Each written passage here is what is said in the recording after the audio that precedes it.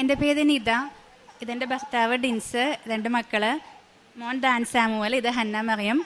ഞാൻ 2024 ജനുവരി 3 ഇവിടേക്ക് വന്നിട്ടുണ്ടായിരുന്നു. ഈ സന്നിധിയിൽ വന്നിട്ട് നന്ദി പറഞ്ഞിട്ടാണ് ഞാൻ ന്യൂസിലാൻഡിലേക്ക് പോയിട്ടുണ്ടായത് ജോലി അന്വേഷിക്കാനായിട്ട്.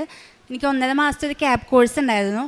അപ്പോൾ ഞാൻ ജനുവരി 8 2024 ക്യാബ് കോഴ്സിന് പോയി. പക്ഷെ അന്നൊക്കെ നമ്മളോട് പറഞ്ഞിട്ടുണ്ടായത് പഠിച്ചു കഴിഞ്ഞ ഉടനെ തന്നെ നഴ്സായിട്ട് അവിടെ ജോലി കിട്ടുന്നതാണ്. പക്ഷേ 6 മാസം എനിക്ക് ജോലി കിട്ടിയില്ല. 6 മാസം കൊണ്ട് ഞാൻ എന്നും പള്ളിയിൽ പോകും, പ്രാർത്ഥിക്കുകയൊക്കെ ചെയ്യും, എന്നിട്ടും ജോലിയൊന്നും ആയില്ല. ഞാൻ അങ്ങനെ ഓൺലൈൻ ഉടമ്പടി എടുത്ത് പ്രാർത്ഥിച്ചു.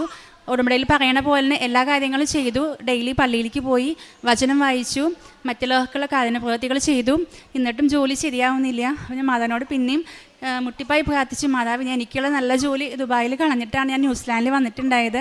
ഇവിടുന്ന് ഒരിക്കലും എനിക്ക് തിരിച്ച് നാട്ടിലേക്ക് പോകാൻ ഇടവരുത്തല്ലേ എന്ന് പ്രാർത്ഥിച്ചു. അങ്ങനെ ഞാൻ ഒരു ദിവസം പള്ളിയിലേക്ക് എന്നും പോകാറുണ്ട്. ന്യൂസിലാൻഡിൽ ഒരു ദിവസം ഭയങ്കരമായിട്ട് മഴയായിരുന്നു. അന്ന് അവിടെ ആലിപ്പഴം വീഴാന്ന് പറയും, മഞ്ഞ് വീഴുന്ന ദിവസമായിരുന്നു. അപ്പോൾ എല്ലാവരും എന്നോട് ഹോസ്റ്റലിൽ പറഞ്ഞു, നീ ഇന്ന് പള്ളിയിലേക്ക് പോകണ്ട, ഇന്ന് പള്ളിയിലേക്ക് പോയി കഴിഞ്ഞാൽ നമ്മുടെ ദേഹത്ത് അത് വീണിട്ട് എന്തെങ്കിലും അപകടം പറ്റുമോ, അല്ലെങ്കിൽ നമുക്ക് നാശനഷ്ടങ്ങളൊക്കെ ഉണ്ടാവും, പിന്നെ പോകണ്ടെന്ന് പറഞ്ഞു. പക്ഷേ എൻ്റെ ഉടമ്പടി തെറ്റിക്കാണ്ടിരിക്കുക ഞാൻ അവഗണിച്ചുകൊണ്ട് ഞാൻ പള്ളിയിലേക്ക് പോയി. എനിക്ക് എന്ത് വന്നാലും കുഴപ്പമില്ല, മാതാവിനെ കൈവിടില്ല എന്നുള്ള വിശ്വാസം എനിക്ക് ഉണ്ടായിരുന്നു. അങ്ങനെ ഞാൻ പള്ളിയിലേക്ക് പോയി. പള്ളിയിൽ ഇംഗ്ലീഷ് മാസമായിരുന്നു. ഇംഗ്ലീഷ് മാസം കഴിഞ്ഞ് പള്ളിയിലത്തെ എല്ലാവരും പോയി. പള്ളിയിൽ ഞാൻ മാത്രമായിട്ട് തന്നെ ഇരുന്ന് പ്രാർത്ഥിക്കുകയായിരുന്നു ദൈവത്തോട്. ദൈവം എനിക്ക് എന്താണ് ജോലി ശരിയാവാത്ത, ഞാൻ വന്നിട്ട് 6 മാസമായിട്ട് എനിക്കൊരു ഇൻ്റർവ്യൂ പോലും അറ്റൻഡ് ചെയ്യാൻ പറ്റിയിട്ടില്ല. ഞാൻ ഓൺലൈൻ ഉടമ്പടി എടുത്തു, 3 മാസം കഴിയുന്നിട്ട് എന്താ എൻ്റെ മാതാവ് കാണാത്തതെന്ന് ഞാൻ മാതാവിനോട് ഇരുന്ന് പ്രാർത്ഥിച്ചുകൊണ്ടിരിക്കുകയായിരുന്നു. അങ്ങനെ ഇരിക്കുന്ന സമയത്ത് എനിക്ക് എൻ്റെ വിസ കഴിയാൻ ഒരാഴ്ചയും കൂടി ഇനി ബാക്കിയുള്ളൂ. ഞാൻ അടുത്ത വ്യാഴാഴ്ച നാട്ടിലേക്ക് തിരിച്ചു പോകാനുള്ള ടിക്കറ്റ് എടുത്തു. അപ്പോൾ എനിക്കിനി 7 ദിവസം മാത്രമേ എൻ്റെ കൺമുമ്പിലുള്ളൂ. അതിനുള്ള ജോലി എങ്ങനെയെങ്കിലും മാതാവ് 7 ദിവസം കൊണ്ട് ശരിയാക്കാൻ ഞാൻ അത്രയ്ക്ക് ഉരുകി പ്രാർത്ഥിച്ചു. ഇനി തിരിച്ചു പോയി കഴിഞ്ഞ് നാട്ടുകാരും വീട്ടുകാരും ഒക്കെ എനിക്ക് വഴക്ക് കേൾക്കേണ്ടി വരും, നല്ല ജോലി അവസാനിപ്പിച്ച് വന്നു എന്ന് പറഞ്ഞിട്ട്. അങ്ങനെ ഞാൻ പ്രാർത്ഥിച്ചുകൊണ്ടിരിക്കുമ്പോൾ ഒരു സ്ത്രീ എൻ്റെ ഷോൾഡറിൽ തട്ടി.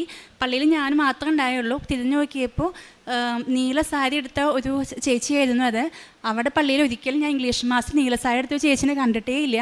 ആ ചേച്ചി എന്നോട് ചോദിച്ചു, മോൾക്ക് ഇതുവരെ ജോലി ആയിട്ടില്ല അല്ലേ എന്ന് ചോദിച്ചു. അപ്പോൾ ഞാൻ പറഞ്ഞില്ല, ഞാൻ 6 മാസമായിട്ടും ജോലി ആവാതെ ഞാൻ അടുത്ത ആഴ്ച ഞാൻ തിരിച്ച് നാട്ടിലേക്ക് പോവാണ്. ഞാൻ അവസാനമായിട്ട് ഈ പള്ളിയിൽ ഞാൻ എന്നും വന്ന് പ്രാർത്ഥിക്കാറുണ്ട്, അതാണ് എൻ്റെ ദൈവത്തോട് ഞാൻ പ്രാർത്ഥിക്കണേന്ന് പറഞ്ഞു. അപ്പോൾ ആ ചേച്ചി എനിക്കൊരു നമ്പർ തന്നു. ഈ ഫോൺ നമ്പറിൽ വിളിച്ചു കഴിയാൻ ദൈവം നിന്നെ കൈവിടില്ല, നിനക്ക് ജോലി കിട്ടുമെന്ന് പറഞ്ഞു. അപ്പോൾ ഞാൻ ഫോൺ നമ്പർ മേടിച്ചു. ആ ചേച്ചി അങ്ങനെ പോയിക്കൊണ്ടിരിക്കുകയാണ്. ഒരു 50-55 വയസ്സിനൊക്കെ പ്രായമുള്ള ഒരു മുഖമാണ്. അപ്പോൾ ഞാൻ ചേച്ചിയോട് ചോദിച്ചു, ചേച്ചി പോവല്ലേ, ചേച്ചിയുടെ പേരെന്താണെന്ന് ചോദിച്ചു. അപ്പോൾ പേര് പറഞ്ഞു മരിയാന്ന് പറഞ്ഞു. എനിക്ക് ഇന്നും വിശ്വാസമാണ് ആ ചേച്ചി നമ്മുടെ മാതാവാണെന്ന് എനിക്ക് ഇപ്പോഴും വിശ്വാസമാണ്. എന്താണെങ്കിൽ ആ പള്ളിയിൽ ഞാൻ 2.5 വർഷം അത് കഴിഞ്ഞ് ഞാൻ ജീവിച്ചു. ഇന്നേ വരയ്ക്ക് ആ സ്ത്രീയെ ഞാൻ കണ്ടിട്ടില്ല. പിന്നെ ഇംഗ്ലീഷ് മാസിന് ഒരു സ്ത്രീകളും സാരി എടുത്ത് വന്ന് ഞാൻ പിന്നീട് കണ്ടിട്ടേ ഇല്ല അവിടെ. അത് കഴിഞ്ഞ് ഞാൻ വീട്ടിലെത്തിയിട്ട് ആ നമ്പറിൽ ഞാൻ വിളിച്ചപ്പോൾ അത് ന്യൂസിലാൻഡിലെ മലയാളികളിലെ ക്രിസ്ത്യൻസിൻ്റെ ഒരു വാട്സപ്പ് ഗ്രൂപ്പിലത്തെ നമ്പറായിരുന്നു. അപ്പോൾ അതിലത്തെ ഒരു ആളാണ് എനിക്ക് ഫോൺ എടുത്തത്. അപ്പോൾ ആൾ ചോദിച്ചു, എന്തേ മോള് വിളിച്ചതെന്ന് ചോദിച്ചപ്പോൾ ഞാൻ പറഞ്ഞു എനിക്ക് ജോലിയൊന്നും ആയിട്ടില്ല എന്ന്. അപ്പോൾ ഒരു വാട്സപ്പ് ഗ്രൂപ്പിൽ തന്നെ ആഡ് ചെയ്തു. അപ്പോൾ ആഡ് ചെയ്തതിൽ 50 മെമ്പേഴ്സാണ് ഉണ്ടായത് ആ ഗ്രൂപ്പിൽ. എനിക്ക് അടുത്ത വ്യാഴാഴ്ച നാട്ടിലേക്ക് പോകാനുള്ളത്. ഞാൻ 50 ആളെ എനിക്ക് അറിയില്ലെങ്കിലും ഞാൻ 50 ആൾക്ക് ഞാൻ പേഴ്സണൽ മെസ്സേജ് അയച്ചു, ഞാൻ അടുത്ത വ്യാഴാഴ്ച നാട്ടിലേക്ക് പോവാണ്, നിങ്ങൾക്ക് ഏതെങ്കിലും ഒരു നഴ്സിംഗ് ജോലി അറിയുകയാണെങ്കിൽ എന്നോട് പറയണമെന്ന് പറഞ്ഞിട്ട്. ഈ 50 ആളിൽ 46 ആളും എനിക്ക് റെസ്പോണ്ട് ചെയ്തില്ല, ഒരു മെസ്സേജിന് ഒരു റിപ്ലൈ അയച്ചില്ല. ബാക്കി 4 ആൾ മാത്രമാണ് റിപ്ലൈ അയച്ചത്. അതിൽ 3 ആൾ എഞ്ചിനീയറിംഗ് ഫീൽഡിലായിരുന്നു. അവരെന്നോട് പറഞ്ഞു ഞങ്ങൾക്ക് നഴ്സിങ്ങിനെ കുറിച്ച് അറിയില്ല, അതുകൊണ്ട് സോറി എന്ന് പറഞ്ഞിട്ട് മെസ്സേജ് അയച്ചു. അതിലത്തെ ഒരു ചേട്ടൻ മാത്രം എനിക്ക് മെസ്സേജ് അയച്ചത് അയാളുടെ വൈഫിൻ്റെ ജോലി സ്ഥലത്ത് ജോലി ഒഴിവുണ്ട്, നീ CV അയക്കാൻ പറഞ്ഞിട്ട്. ആ വ്യക്തിനെ എനിക്ക് അറിയൊന്നുമില്ല. അങ്ങനെ CV അയച്ചു. എൻ്റെ ഓഗസ്റ്റ് 5 ബർത്ത്ഡേ ആയിരുന്നു. അങ്ങനെ 6 മാസം കിട്ടാത്ത ജോലി എനിക്ക് ഓഗസ്റ്റ് 5 തന്നെ മാതാവ് തന്നെ അനുഗ്രഹിച്ചു.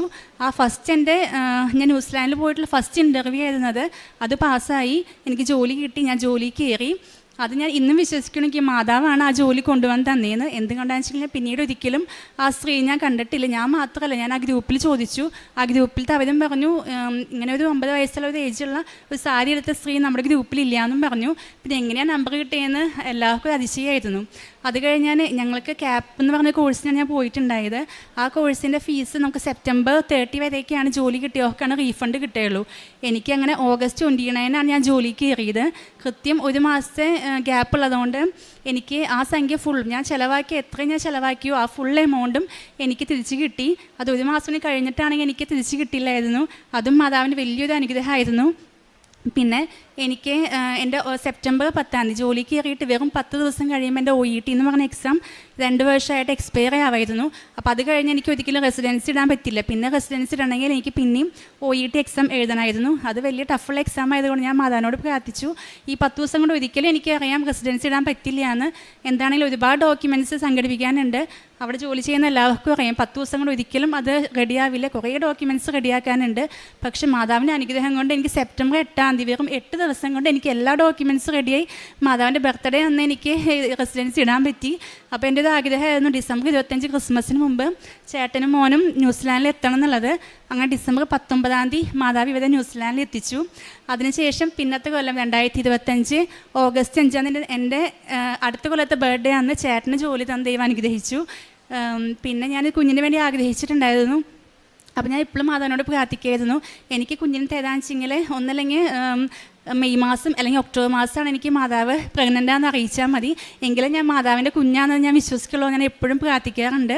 അങ്ങനെ മെയ് 30 ഞാൻ പ്രഗ്നൻ്റാന്ന് അറിഞ്ഞത് 2025 കഴിഞ്ഞ കൊല്ലം. അങ്ങനെ ഞാൻ അങ്ങനെ പ്രാർത്ഥിച്ചിട്ടുണ്ടായി. ജനിക്കുകയാണെങ്കിൽ അത് പെൺകുഞ്ഞാണെങ്കിൽ പെൺകുഞ്ഞ് മറിയം എന്ന് പേരാണെന്ന് പറഞ്ഞിട്ടുണ്ടായിരുന്നു. അങ്ങനെ മാതാവ് തന്ന കുഞ്ഞാണെന്ന് ഇപ്പോഴും വിശ്വസിക്കുന്നു. ഞങ്ങൾ ഈ കുഞ്ഞിനെ ഹന്ന മറിയം എന്ന് പേരിട്ടു. പിന്നെ ഞങ്ങൾ ജോലി കിട്ടിയിട്ട് ഞാൻ പെയിൻ ഗസ്റ്റായിട്ട് നിൽക്കുന്നുണ്ടായിരുന്നു ജോലി കിട്ടിയ സമയത്ത്. അപ്പോൾ അവിടെ വീട് നോക്കലൊക്കെ ഭയങ്കര ബുദ്ധിമുട്ടായിരുന്നു. നമ്മൾ കുറേ സ്ഥലത്ത് അന്വേഷിച്ചാൽ മാത്രമേ നമുക്ക് വീട് കിട്ടുള്ളൂ. കുറേ സ്ഥലത്ത് വ്യൂവിങ്ങിനൊക്കെ പോകണമെന്ന് പറയും.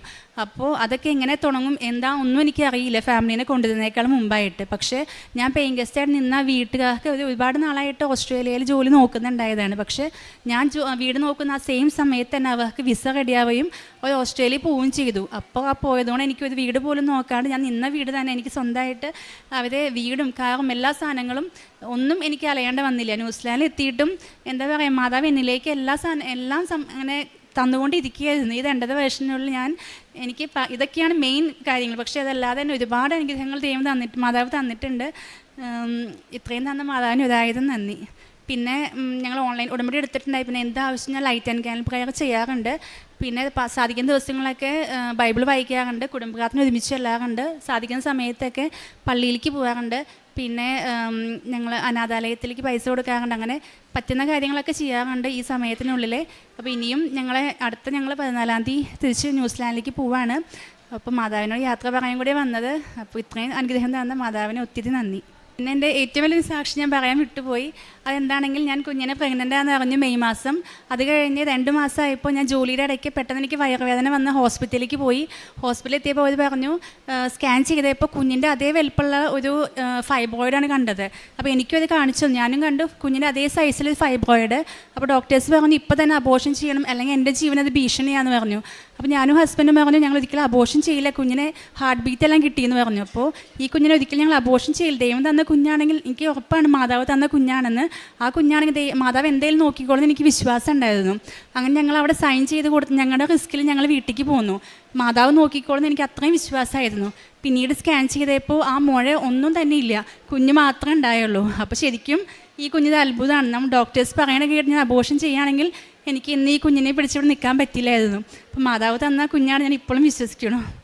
പരിശുദ്ധ അമ്മയുടെ പ്രത്യക്ഷീകരണ സാക്ഷിയായിട്ട് നിദാ റാഫേലിൻ്റെ സാക്ഷ്യം, അനുഭവ സാക്ഷ്യം നമ്മൾ കേൾക്കുകയായിരുന്നു. എപ്രകാരമാണ് പരിശുദ്ധ അമ്മയുടെ ഇടപെടൽ ഈ മകളുടെ ജീവിതത്തിൽ ഉണ്ടായതെന്ന് വാക്കുകളിൽ തന്നെ പ്രകടമായിരുന്നു. ജോലിയെക്കുറിച്ചും ജോലി ലഭിക്കാത്തതിൻ്റെതായ ലാസ്റ്റ് നിമിഷങ്ങൾ കടന്നു പോകുമ്പോൾ ചില മനുഷ്യ രൂപത്തിൽ അമ്മയുടെയൊക്കെ സാന്നിധ്യമൊക്കെ കടന്നു വരും. അത് നമ്മുടെയൊക്കെ വിശ്വാസത്തെ കൂടുതൽ ആഴപ്പെടുത്തുവാനും പരിശുദ്ധ അമ്മ നമ്മുടെയൊക്കെ ജീവിതത്തിൽ ഇടപെട്ടുവെന്ന് നമ്മളെയൊക്കെ വിശ്വസിപ്പിക്കുകയും ചെയ്യുന്നതാണ് ഓരോ കടന്നു വരവൊക്കെ ചെയ്യുന്നത്.